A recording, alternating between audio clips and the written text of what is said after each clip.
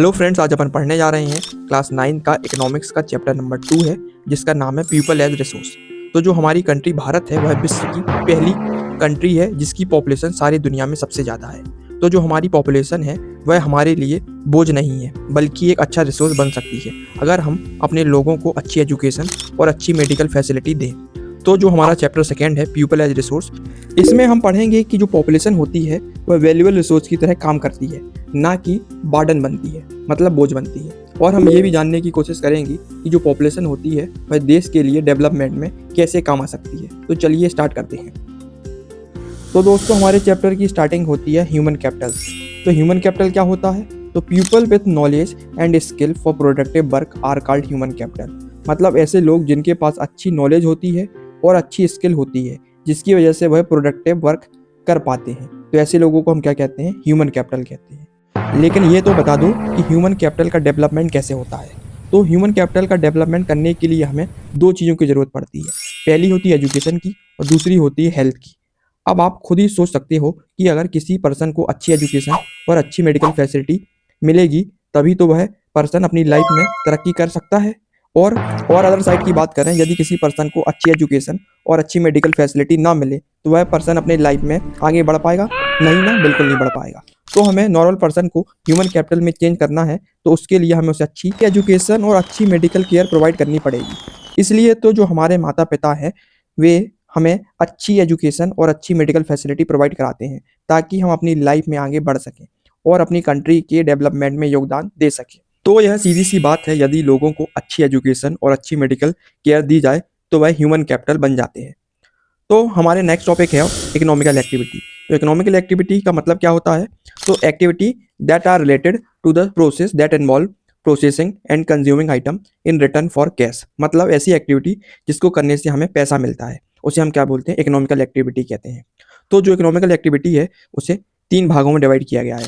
पहला है primary sector, दूसरा है सेकेंडरी सेक्टर और तीसरा टर्सरी सेक्टर। तो पहले हम बात करते हैं प्राइमरी सेक्टर की।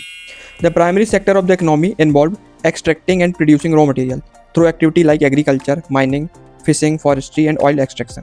मतलब प्राइमरी सेक्टर के अंदर वह इकोनॉमिकल एक्टिविटी इन्वॉल्व होती है जिसमें एक्सट्रैक्ट करके और रॉ मटेरियल के रूप में यूज किया जाता है। जैसे अपना एग्रीकल्चर हो गया, माइनिंग हो गया, फिशरी हो गई, फॉरेस्ट्री हो गया, ऑयल एक्सट्रैक्शन हो गया। ये सारी चीज़ें किसके रिलेटेड होती हैं? नेचर से रिलेटेड होती हैं। अब बात करते हैं सेकेंडरी सेक्टर की। तो the secondary sector transforming raw material into finished goods through manufacturing and construction.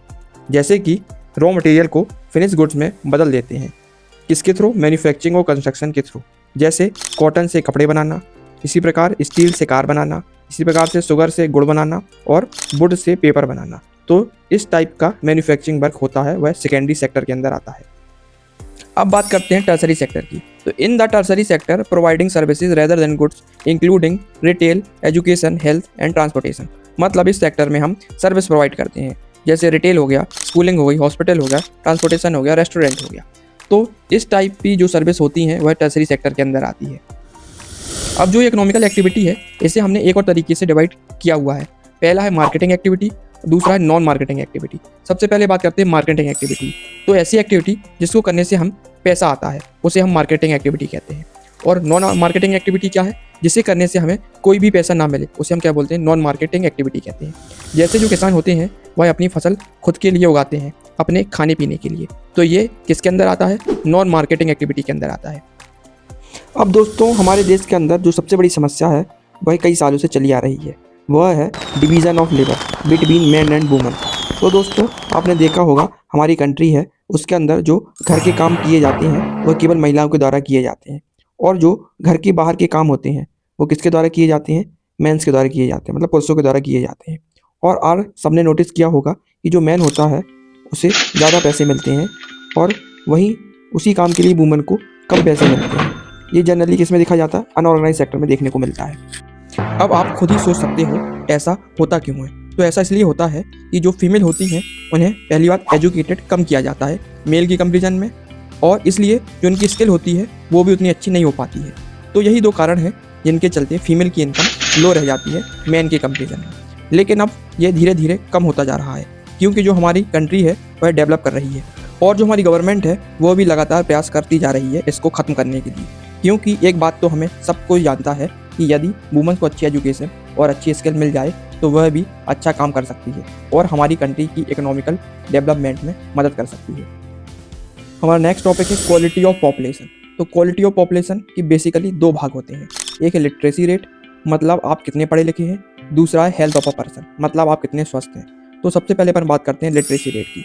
तो लिटरेसी रेट का मतलब होता है कि सारे पॉपुलेशन में से कितने एज के 60 साल से या उससे ऊपर के लोग पढ़ या लिख सकते हैं, उसे हम क्या बोलते हैं, लिटरेसी रेट कहते हैं। तो पहले भारत की लिटरेसी रेट बिल्कुल भी अच्छी नहीं थी, लेकिन जैसे जैसे समय आगे बढ़ते गया हमारे भारत की लिटरेसी रेट इम्प्रूव होती गई।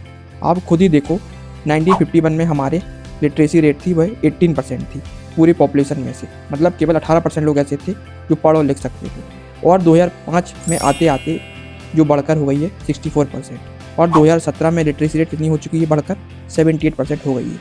इसका क्या मतलब है कि जो हमारी लिटरेसी रेट है वह बढ़ती जा रही है, लेकिन अभी भी इम्प्रूवमेंट की ज़रूरत है, क्योंकि एजुकेशन काफ़ी ज़्यादा रोल प्ले करती है किसी भी इकोनॉमी को ओवरऑल डेवलपमेंट में। और हम सब भी यही चाहते हैं कि इंडिया के अंदर ज़्यादा से ज़्यादा लोग पढ़ लिख सकें। इसके लिए गवर्नमेंट ने काफ़ी तरीके के एफर्ट लाए गए हैं एजुकेशन को इम्प्रूव करने के लिए। सबसे पहले गवर्नमेंट ने क्या किया कि इंडिया के अंदर सर्व शिक्षा अभियान चलाया, जिसके अंदर 6 से लेकर 14 साल के बच्चों के लिए एजुकेशन को फ्री और कंपलसरी कर दिया। दूसरा क्या किया गवर्नमेंट ने, स्कूलों के अंदर मिड डे मील स्कीम चलाई गई, जिसके कारण बच्चों को पढ़ाई के साथ साथ दोपहर का खाना भी दिया गया, जिससे फ़ायदा ये हुआ कि उनकी अटेंडेंस भी बढ़ी और न्यूट्रिशन लेवल भी इम्प्रूव हो गया। थर्ड, गवर्नमेंट ने क्या किया, 18 से 23 साल के बच्चों के लिए कई सारी यूनिवर्सिटी और कॉलेज भी खुलवाई, जिससे उनकी हायर एजुकेशन भी इम्प्रूव हो सके। फोर्थ, गवर्नमेंट ने हर एक डिस्ट्रिक्ट के अंदर नवोदय विद्यालय खोले गए, जिससे बच्चों को क्वालिटी एजुकेशन मिले, वो भी free of cost. Fifth, government ने एजुकेशन का एक्सपेंडिचर भी बढ़ा दिया। स्टार्टिंग में गवर्नमेंट ने 1951 से 1952 में केवल 0.64% जीडीपी का खर्च करती थी एजुकेशन पर, लेकिन अब गवर्नमेंट इसको बढ़ाकर इम्प्रूव किया गया है और 2019-20 में इसको 3.1% कर दिया गया है एजुकेशन के लिए। ये कुछ मेजर स्टेप लिए गए थे गवर्नमेंट द्वारा एजुकेशन को इम्प्रूव करने के लिए, और इन्हीं स्टेप के कारण हमारा भारत की लिटरेसी रेट इतनी इम्प्रूव हो पाई। पर हमें और भी इम्प्रूवमेंट की ज़रूरत है। इसके लिए हमारी गवर्नमेंट कंटिन्यूसली लगी हुई है और आने वाले समय में और भी अच्छी एजुकेशन दी जाएगी, जिससे ज़्यादा से ज़्यादा लोग पढ़ सकेंगे और लिख सकेंगे, जिससे हमारा भारत और भी ज़्यादा महान बन सकेगा। अब दोस्तों, लिटरेसी रेट से रिलेटेड कुछ इंपॉर्टेंट फैक्ट्स हैं जिन्हें आपको याद करना है। पहला, जो मेल की लिटरेसी रेट है वह ज़्यादा है फीमेल की कंपैरिजन में, मतलब फीमेल की लिटरेसी रेट कम है।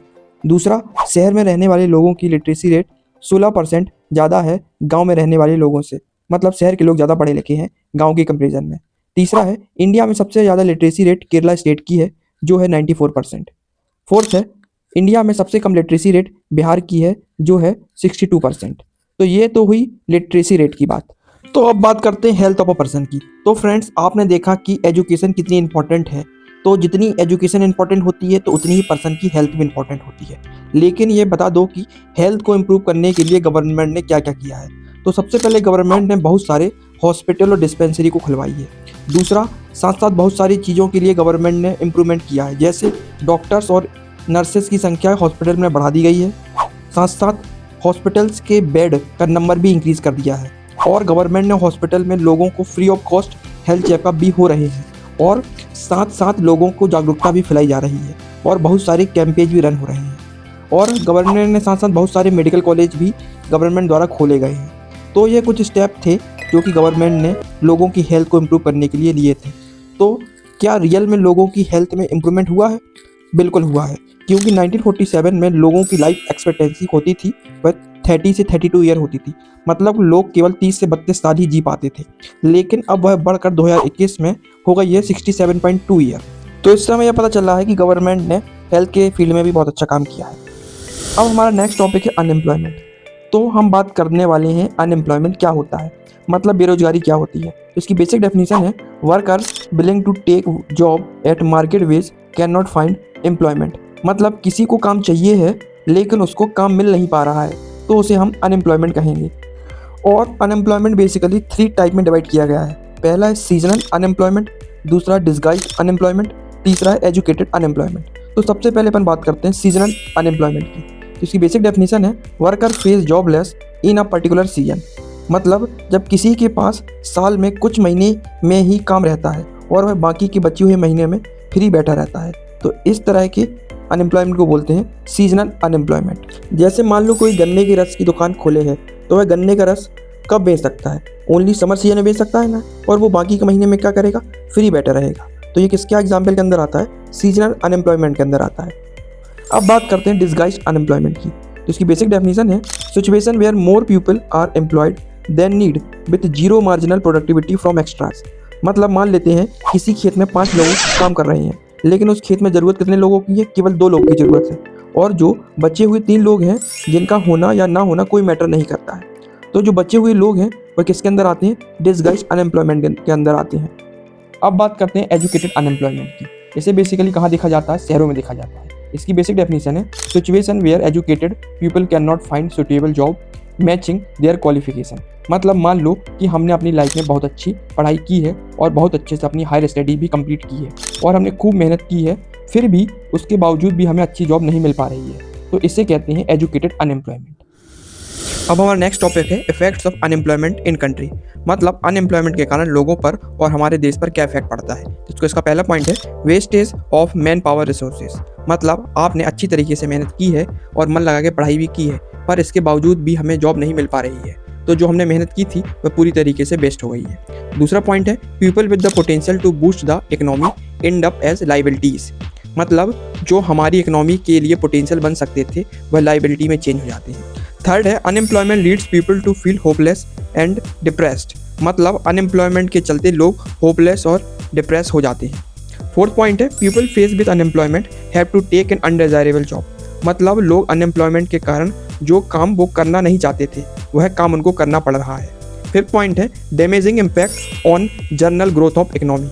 मतलब अनएम्प्लॉयमेंट के चलते हमारी कंट्री की इकोनॉमी पर काफ़ी ज़्यादा इम्पैक्ट पड़ता है, क्योंकि लोगों के पास अच्छी जॉब नहीं होगी तो वह अच्छा कमा नहीं पाएंगे और ना ही सोसाइटी में अच्छे से योगदान दे पाएंगे, जिस कारण हमारी कंट्री की इकोनॉमिकल ग्रोथ पर भी इफेक्ट होता है।